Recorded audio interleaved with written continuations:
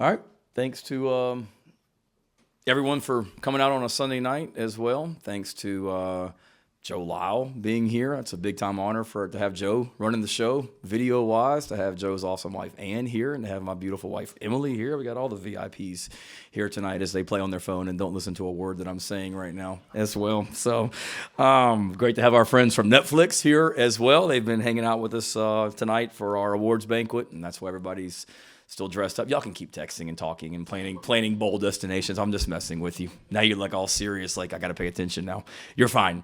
I'm used to it as well. But no, great to have everybody from Netflix here. Just came from our awards banquet across the street at the stadium that we do at the end of the season, and I never knew how much I missed doing a Sunday night postseason press conference, because we didn't get to do it last year. So thank God we're back in here talking about this again with y'all as well. And appreciate you working with us time-wise and coming over here on a Sunday evening. Certainly been a whirlwind last week, and since I saw you guys last on signing day, it's been a whirlwind 48 hours. I mean, 2 nights ago, I'm singing Wagon Wheel on stage with Darius Rucker. Then the very next day, I'm in Atlanta doing TV work. And while I'm there, I find out that we are losing a coach, which I knew was a possibility. But, find that out right before the game, which is tough when you're in the middle of getting ready to do TV stuff and whatnot as well. And then to come back over here today, or get back here last night from Atlanta and then be here today, and just the roller coaster of, I don't want to say emotions, but thinking you're going here, then maybe you're going here, and then you're, trying to figure out is this game going to happen? Is this game going to happen? And whatnot. And in the end, couldn't be more fired up about where we're going. If you're not in the playoff, this is the best possible destination to be going to, and it's nothing against any other bowl, but they chose us, and that's a strong statement that after the playoff teams, the Cheez-It Citrus Bowl gets their choice of an SEC team. And there's a lot of SEC teams out there, a lot of them that are ranked, that aren't in the playoff. And for them to say, we want the South Carolina Gamecocks is a huge, it's just an awesome statement. And can't thank them enough. And that's what I would say to them is thank you for the opportunity to come down there and compete in Orlando here at the end of the month as well. I know we're already excited. Coach Tanner was just telling me at the awards banquet across the street that we've already sold out of our initial allotment, and we've already had to call back down to Orlando and ask for more tickets as well. And based on the number of people outside of coaching that are friends of ours here in Columbia that Emily's told me about, there's a lot of people that have already booked plane tickets and hotels to go down there as well. So we certainly need to take over Orlando like we did Jacksonville a couple years ago. This is a bowl game that we haven't been to in a while. I know our fans are going to be excited, and when the playoff committee did what they did, said what they said last Tuesday night, and it was pretty evident that we weren't going to be in the playoffs, immediately we went to work on our bowl destination. And credit to Coach Tanner. I've been wearing him out this week about talking to bowl reps and getting us in the best situation possible and why we are an attractive team. And he didn't need me to tell him that. He knew that. So credit to him, because he worked his butt off, and he's tired of me calling him and texting him throughout the day about bowl destinations. But I wanted to make sure that our players who have done so much this season got the opportunity to go out the right way in a great bowl game like we're going to be playing in. So appreciate Coach Tanner, appreciate the Cheez-It Citrus Bowl for inviting us, choosing us, and we need our fans to answer the call, though. Our players are really excited about being in this game based on the text messages I was getting from them after it was announced. Lenoris was actually in my office when I found out, and he was excited. Got up, gave Coach Tanner a bear hug when I found out, to him as well. So fired up about this as well, and we're excited to get down there, and we need our fans to show that as well and have a great time down there in Orlando. I know the Beamer children are excited about this trip as well. I think I've set a record now for using the word excited in the first 5 minutes of a press conference, so I'm going to try and find a different word as well. Looking back to yesterday, excited for Dow. Great compliment to him, testament to him. Fired up for him and Beth to get the opportunity to go to a great program up in Boone and become a head coach. And he would be the first to tell you it's a credit to the players and staff here at Carolina, but he's worked really, really hard for the opportunity. And like I told him, based on the way that we played offensively at the end of the season and Lenoris as a quarterback, there were going to be other opportunities. And for him, don't just take the first one, make sure it's the right one. And he went up to Boone and spent the night a couple nights ago, and he called me yesterday and told me that he really felt it was the right one, and this was the direction that he was going. So wish him well, for sure. Busy week coming up. Obviously, when you have success, coaches get head coaching opportunities. Players get individual award opportunities. So Kyle Kennard tomorrow night will be in Charlotte, or I'll be up there in Charlotte with some of our coaches and Kyle for the Nagurski Award, which he's a finalist for. And then Wednesday night out in Houston for the Lombardi Award, which he is a finalist for.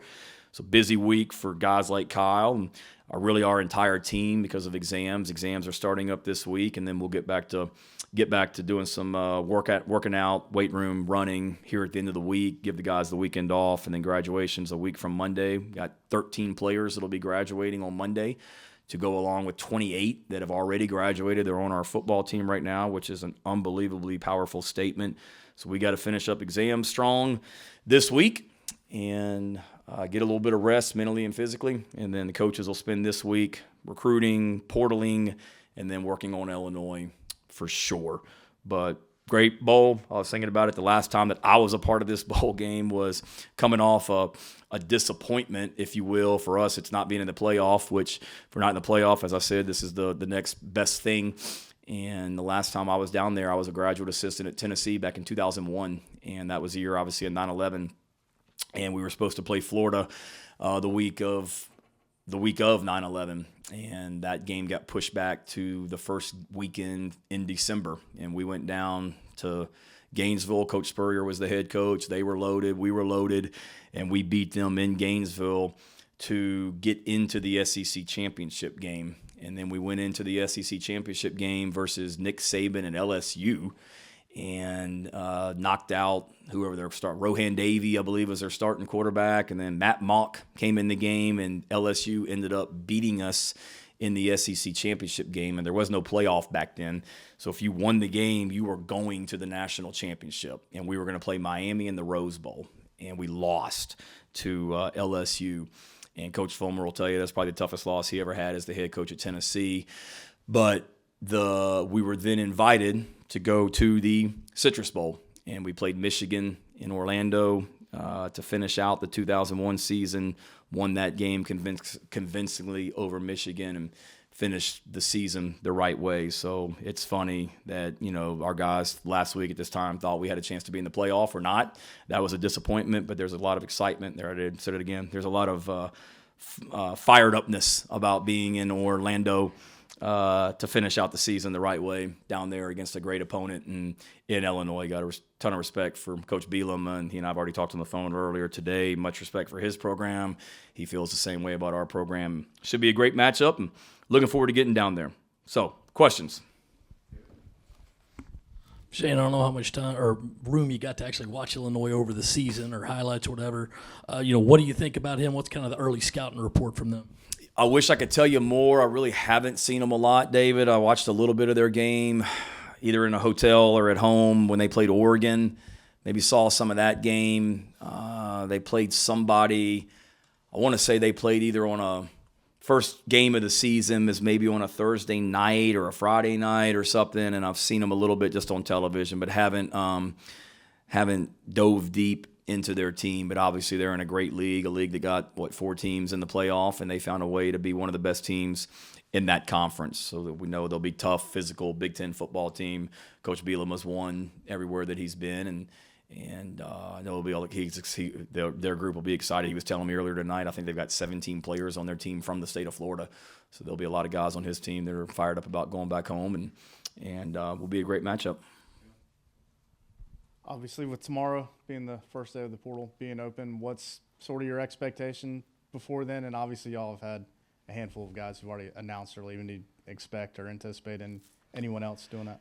Yeah, we've had some guys that announced they were going in or decided to go in. Every conversation I had has been good. Guys just looking for opportunities to go somewhere and play a little bit more, and certainly understand that and, wish those guys well. In regards to tomorrow, there's guys that have already announced that they're going in the portal, which some of those we're certainly eager to talk to, and it'll be good to be able to connect with them tomorrow for the first time as well. And then we'll see what happens. It's the beginning of the portal window, but we've talked about it as a staff. There's certainly we've got to attack the portal and we've got to get better. And you look at the guys that we brought in from the portal last year, two of the most impactful guys that we've had, Torricelli Simpkins and Demetrius Knight.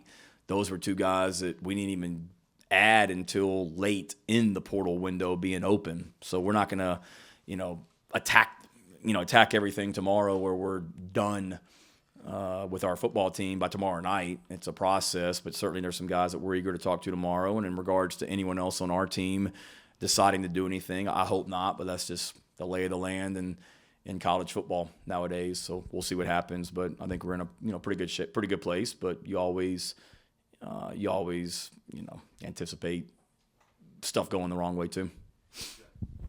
Shane, you've now had, I think Dal's your third coach that's been on your staff and gone on to be a head coach at other schools. What does that say about, you're now 4 years into your tenure, you've got a few guys that from your coaching tree that have already moved on to other jobs as a head coach?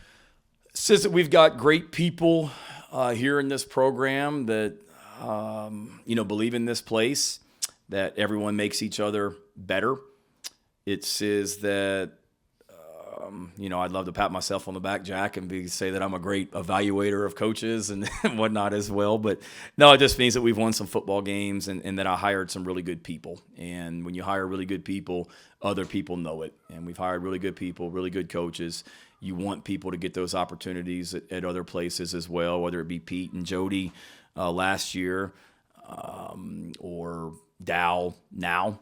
If guys have an ultimate goal of being a head coach, you want them to be able to achieve their goals. And I tell our coaches all the time that I want to help you. I don't want you ever leaving for a lateral move, but at the end of the day, your happiness and your goals are important to me. And if there's any way that I can help, please let me know. So credit to them. And Pete had an awesome year. He just texted me about our bowl destination. I can't wait to see the pictures of Pete and the boys from Buffalo down in the Bahamas where they're going to be for their bowl game as well. That'll be a shock to the system as well, coming out of Buffalo, headed down there. But I'm just really happy for Dow, really happy for Jody last year, really happy for Pete last year, and hate losing people. I do. I mean, Emily and I were at a friend's house for a little dinner party last year when Pete called to tell me he was taking the job, and it's a bittersweet moment that you're happy for him, but you're sad to see him go. I was standing in Atlanta getting ready to go on SEC Nation and go into the stadium when Dow called me, and it's a bittersweet moment. You hate to see him go, but you're excited for him when they're excited for the opportunity too. With the portal opening and classes ending and all that stuff, is filling the OC job immediately a top priority for you? And are there any guys in-house that you would consider a strong candidate? As far as the OC, I want to make sure I get the right guy in here. Certainly with the portal being open, with guys making decisions on NFL, bowl game, there's a lot of guys that have decisions to make. I'm not naive to that. And you'd love to have it done sooner than later, just for clarity for guys that are trying to make decisions on their futures as well. I'm well aware of that, but I also don't want to rush it just to say that I hire somebody. So I've got when you have the success that we had this season, you anticipate your coaches being very popular. And as I mentioned to you guys the other day at the press conference, that's part of it. And you're always kind of planning, if this guy were to leave, what you would do. And we got a lot of guys that want to be here, but if a guy like Dow gets an opportunity to go be a head coach, you're fired up for him, and you have a plan. Okay, this happens. This is what I'd want to do. And certainly when the news broke yesterday, like I said, Hunter and I were in Atlanta, and my phone just starts buzzing like crazy of people that want to come here, because with our quarterback situation and our situation as a team, this is a very attractive position to many people as well. And then to answer your question in regards to anyone in-house that I would consider, yes, absolutely. You can sit down, Coach Tanner, if you want. I was just calling you to make sure I have my facts right about we've already sold out the initial allotment and we've requested more. I just wanted to make sure that was accurate. I came in here and I ran with it, so that's good to know that I said the right thing as well. Also, and we just came from our awards banquet where we hand out awards that our players vote on, some awards that our coaches vote on, and this year we gave out the very first ever, the inaugural Ray Tanner Award that goes to the player in our program that best embodies dedication to the game of football and dedication to the University of South Carolina, which is what Coach Tanner has done in his time as baseball coach and then AD for all he's accomplished at South Carolina, his dedication to the game of baseball, to Gamecock athletics in general. Certainly he's deserving of an award named after him, and this year's recipient, the first ever recipient, was Tonka Hemingway. So a great honor for Tonka because he absolutely embodies what it means to be a Carolina Gamecock and what it means to love and be dedicated to the game of football. And we'll send out all the list of winners later tonight. Hey, Shane. Hey, Mike. Good to see you. You too. Obviously, the perception probably for some fans over the last couple of years with the expansion of the college football playoff, their perception of the college bowl season might be a little different, but at the same time, too, tremendous opportunity, tremendous reward for a hard season. South Carolina's only won 10 games or more 4 times in program history. You guys have an opportunity to do that. How special would that be? And what would you tell this fan base, especially the importance of them coming out there and what it could do just for the future? It's very important for sure. It's one thing that we talked about as a team last week after what happened on Tuesday night, that if the playoffs don't happen, we compete around here, and the next opportunity we get to compete will be to go win a 10th game potentially, which has only been done 4 times since 1892, and really be add your name to the legendary teams around here at the University of South Carolina. So our guys are really looking forward to the opportunity. And I'm not, I don't want this to come across the wrong way that, man, I'm glad we didn't get in the playoff but in some ways, the playoff's tough. And I've said it in here before, or somebody asked me on an interview, may not have been in here, about the playoff. And the one thing that I didn't like about the playoff is if you play a first-round game and you lose, your season's over. And there is no bowl game. And the playoff, as great a town as South Bend, Indiana is, Indiana, the University of, is not going to South Bend to spend 4 days in South Bend on like a bowl trip. And who's playing us? Penn State, SMU. SMU is not going to go spend a week in State College and go visit Hershey, PA, and see like the chocolate factory and stuff. And bowl games are special.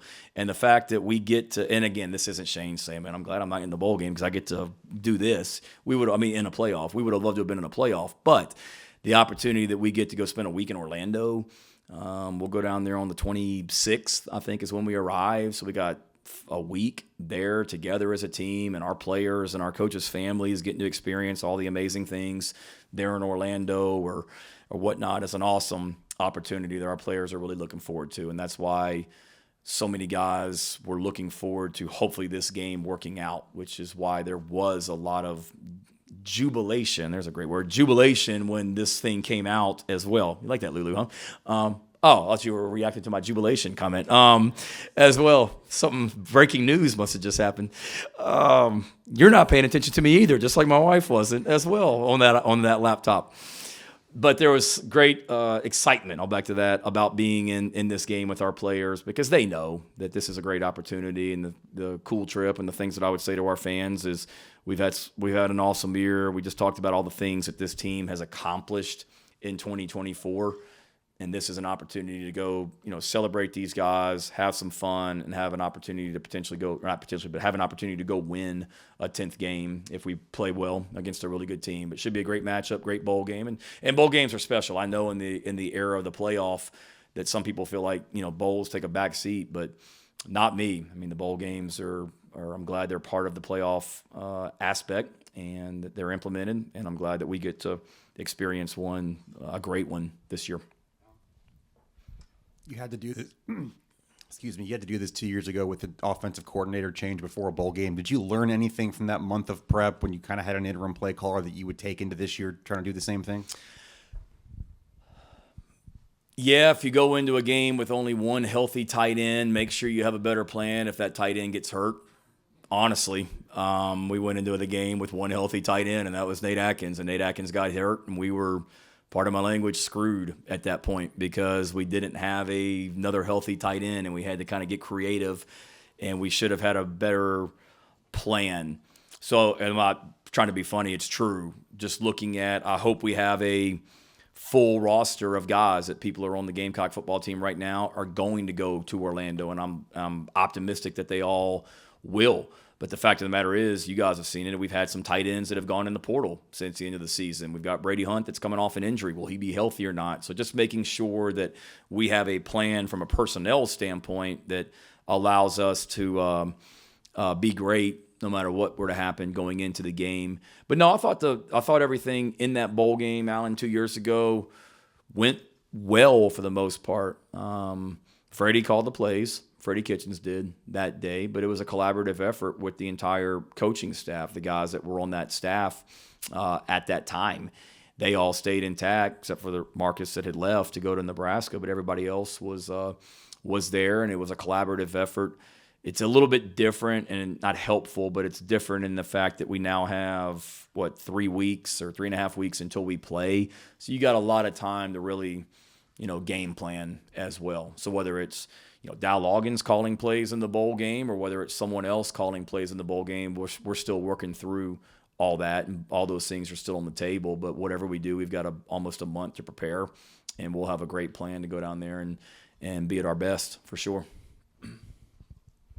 Okay, first of all, I'm sorry. Okay. South Carolina women's basketball is playing right now, Okay. and as you said that, Ashlyn Watkins dunked. Oh my in a God! game. Well, that deserves so, a. Okay, thank you. I appreciate. Okay. It's kind of like an audible gasp when I think my wife read on social media one of your projections earlier today for like the bowl, and she was surprised, not in a bad way, surprised at who it might be. So.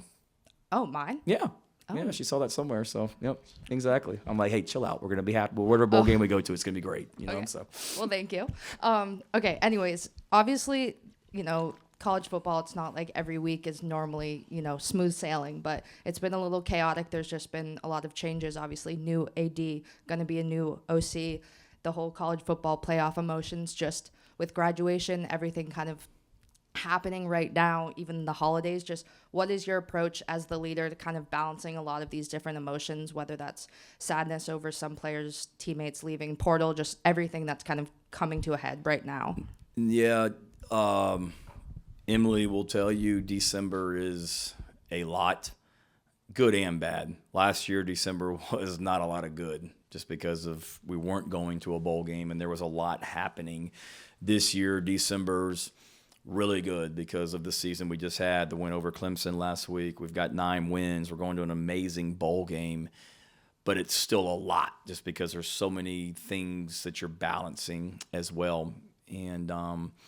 And it's worrying about what you can control, which as the head coach, you control a lot of that as well. So it's a bunch on my plate. It's a bunch on all of our plates, but there's a bunch on my plate. But each and every day, I think you just kind of attack each day and try and just move the program. I've said this before, just move the program forward each day and be better at the end of it and expect the unexpected as well.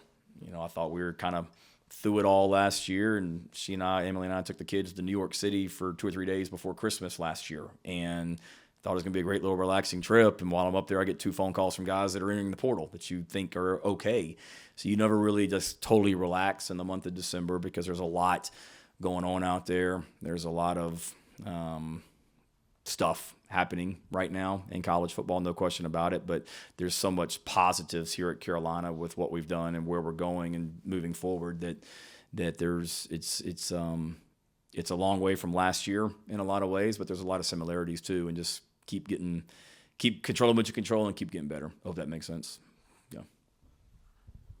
You said when Coach Tanner gave you the bowl news, you were meeting with Lenoris. What's it been like these last 24 hours? I would imagine there's a lot of guys who have questions about who's going to be their next offensive coordinator, and how do you answer those? Yeah, I talked to Lenoris last night. I talked to Lenoris last night and had texted him, hey, can we get together? Let's just talk, because I didn't want to do it over the phone. He was at an event last night and didn't want to take away from that because he was trying to just be a regular college student last night at the thing he was at when I talked to him late. And So we met today just to kind of talk and catch up on some things and get his opinion on stuff. Certainly, you want to bring somebody in here or hire somebody that can connect with him and continue to make him better. I'm not dumb. But as I told him, and would tell all of our players too, it's when you win, guys get opportunities. And the program's going to be fine and continue to move forward, whether it be when Kirby Smart left the University of Alabama to go to Georgia and be a head coach, or when Dan Lanning left the University of Georgia to go be a head coach at Oregon, or Lane Kiffin left the University of Alabama to go to FAU to be a head coach, or Steve Sarkisian left Alabama as the offensive coordinator to go to the Falcons as the coordinator maybe.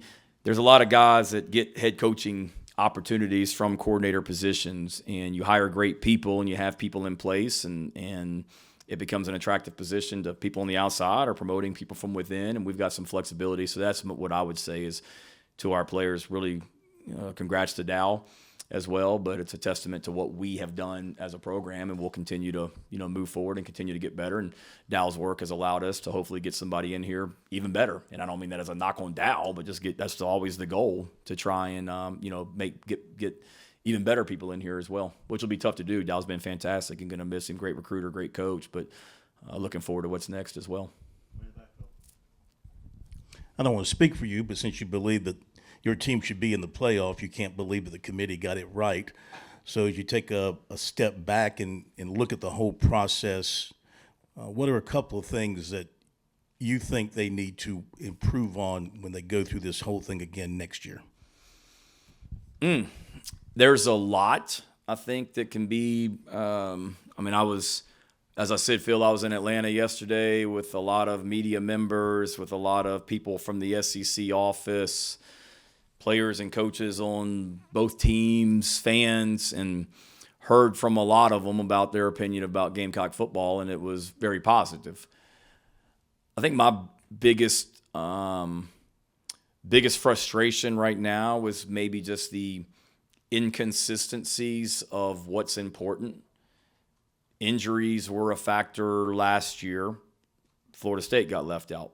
And I know there were only 4 teams compared to 12. Injuries were a factor last season, but apparently injuries weren't a factor this season when you look at our quarterback situation when he gets hurt on the last play of the LSU game, and we've got 265 yards of offense at that point. And, still had an opportunity to win that game, but that is a factor to me. Is strength of schedule important or not? Is it just important to go win games and it doesn't matter who you beat? This year, apparently, that strength of schedule didn't matter because we've got 4 ranked wins in the month of November alone. And there's teams in the playoffs that are over. I think I read that there's 3 or 4 teams that haven't even beaten a ranked team this year, if I'm not mistaken. So how are they going to look at strength of schedule? I know the chairman, I read a quote today that said the chairman said they absolutely look at it. Well, no, they don't. Can't tell me they do. Is injuries a factor? And then I'll have a hard time, Phil, forever or ever getting over his comments on Tuesday night that no matter what happened this weekend, nothing was going to change. That really bothers me. We didn't play. Alabama didn't play. Miami didn't play. Ole Miss didn't play. But when you sit there and you say we're going to evaluate the total body of work, how in the heck you don't take into account South Carolina just beat the ACC champion on their home field 7 days ago, and that's not I said I'm not going to use the D word and the P word. How that's not a factor in the playoffs, that one is mind-boggling. And again, the committee has a tough job, and as I said, I know we're flawed. Ole Miss has some flaws. We lost head-to-head. I get all that, but to sit there and say we're not going to evaluate South Carolina further after tonight or after their Clemson game because their resume is complete, that's bullcrap. I mean, we beat the ACC champion, and to say we're not going to take a step back, really reevaluate everything, determine the 12 best teams, I have a hard time with that one. So are we evaluating the total body of work, or are we just evaluating what makes things convenient for your rankings? That's what I would say. on that note, with you guys being in the playoff discussion, at least there's, you're hyper analyzing the resumes, and I'm sure there's times when you go back and think, oh, if this happened in the LSU game or if this happened in the Bama game, then XYZ. But do you think having those losses for this current team made them able to win the games like you had at Mizzou and go on the road in Clemson? Do you think those lumps early help make this team what it is now? I do. And that's not to say that if we had beaten LSU and beaten Alabama that we wouldn't have won those other games. Who knows? I mean, those are all hypotheticals. But you guys have heard me say this before. I truly believe this. When you go through shared struggles, it brings people closer. We went through some shared struggles last season, going 5-7 in the heartbreaking, disappointing season that we had. We absolutely had some shared struggles in the first 6 weeks of the season. And those shared struggles brought that group together. I mean, I can remember we lost to Ole Miss, and I can remember being at home that night, and Emily will tell you this, we had family and friends over at the house, and they're in the living room, and I just went outside. One of my favorite areas in our house is just a, outdoor area, back porch. It's screened in and has a fireplace and TV, and I love sitting out there. And I just went out there the night after the Ole Miss game and just called our seniors and talked to them on the phone, just one after one, and just hearing the hurt and the frustration and the disappointment in their voice. Those were shared struggles. And my job as the leader, there's confusion about how did we just lose 27-3 and why are we, whatever our record was at that point, 3-2, I think, trying to give them some clarity on how to move forward. And we went through those shared struggles together, and then we came back the next week, and we were 23-point underdogs, and we played our rear ends off at Tuscaloosa and had a chance to win the game a couple times, and we didn't get it done. And that heartbreak. And I came in that press conference in Tuscaloosa after the game and remember talking to you guys that were there. Y'all didn't have chairs, which I apologize for. Y'all had to sit in the floor. But talking about enough's enough, and we're going to get this thing right, and the frustration and the disappointment and the hurt. And those guys came even closer together through those shared struggles and propelled us into what we did the last 6 weeks. So there's no doubt in my mind those things have us more battle-tested, hardened, whatever you want to call it, because of what we went through. Do I wish we had gone through them? No, I wish we had won those games and then won 6 in a row. But it is what it is, and I think it'll be a great lesson going forward that ultimately, I'm not questioning – I'm not saying anything in regards to the playoff other than just at the end of the day, we left it in other people's hands. We didn't win games. If you're 10-2, we're in the playoff, and we're not. We're 9-3. And it's a great lesson. Don't leave it in other people's control. Don't leave it in other people's hands. And understanding – what a thin line it is. There's a thin line. It's 1 or 2 plays from beating Missouri or not beating Missouri. It's 1 or 2 plays from beating Alabama, not beating Alabama. And just understand in this league, man, the margin for error is small and everything counts. I guess kind of on that topic with just how the whole format is structured, 12 teams, and the leagues are just no divisions. Are there things like that could be adjusted long-term moving forward that you think would make things a little easier for a committee and for teams to understand and just the whole nine? Yeah, I think y'all need to get Coach Tanner up here and grind him like one more press conference before he's done as well, because those are all things he and the ADs talk about. I think everything's on the table, certainly. You can say what you want. This is the best conference in America. And for us to only have 3 teams in the playoff is a shame. And I don't think you can truly say you got the 12 best teams in the playoff year after year, and only three SEC teams are in it when we've won however many of the last national championships. And best of luck to those teams that are playing in it. I hope Tennessee, Georgia, and Texas, one of them goes and wins it all. But I think you've got to look at that, no question about it. Automatic bids. I think everything's on the table, and you go into the playoff and 25 and this year and next year the same or whatever it is, and then you reevaluate going forward. And certainly the leaders across college athletics, the commissioners, the ADs, whoever else will figure out, how to continue to make it better. And this is the first one. It'll be great. I mean, I'm hurt that we're not in it, but I'm excited to watch. And it'll be great for the fans to have home games at the 4 locations. I mean, that's awesome. But like anything, there's always ways to tweak it and make it better, and for everyone. And whether it's the Big 12, the Big 10, the ACC, the SEC, the group of 5, whatever it is, let's continue to find ways to to make it better. But, you're sitting there watching the rankings come out today, and it's a lot of thoughts going through your head when you see the teams that pop up there. Two quick ones for you. I know you like letting the guys announce if their future intentions, if they're going pro or opting out or what have you. But did anybody share with you tonight that they definitely plan on playing in the bowl game? Plan on playing? Yeah, plan on playing. I've had guys before tonight tell me they definitely plan on playing, seniors that want to get this 10th win. I haven't had anyone tell me they're not. I met with some guys last week in my office individually, John, about their decision. They're still certainly on the fence, but I can tell you this, there's a strong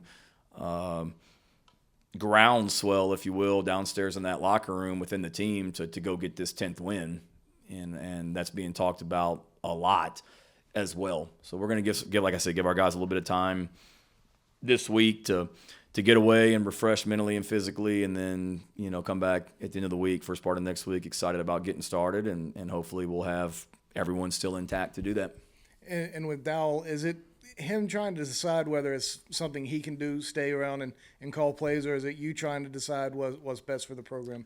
I'd say it's a little bit of both. Our initial conversations yesterday were he wanted to stay and coach in the bowl, and my initial thoughts yesterday were that I wanted him to as well. But there's also, this was before he announced the job, and as he's finding out what I found out when Coach Tanner offered me the job 4 years ago, last Thursday or Friday, whatever it was, there's a lot that comes at you when you say yes and it gets announced that you don't expect. And he's realizing that right now, and it's a lot. It was hard for me balancing being the head coach and going back to Oklahoma to coach the tight ends in the Big 12 championship game against Iowa State. There was a lot on my plate. He's an offensive coordinator doing the same thing in an era of transfer portal and NIL, which I didn't have to deal with when I first got hired. There was a portal, but it wasn't quite like it is right now as well. So we don't have to decide anything right now. We'll see how he handles this transition, and I want to do what's best for him, and I want to do what's best for our program also. So those are all things that we're working through. But initial conversations were, finish this thing out, which Kirby did when he took the Georgia job, and Dan did when he took the Oregon job, and I'm sure there's others that I'm not thinking of. Good. Thank y'all. Thanks for coming out on a Sunday night. See you soon.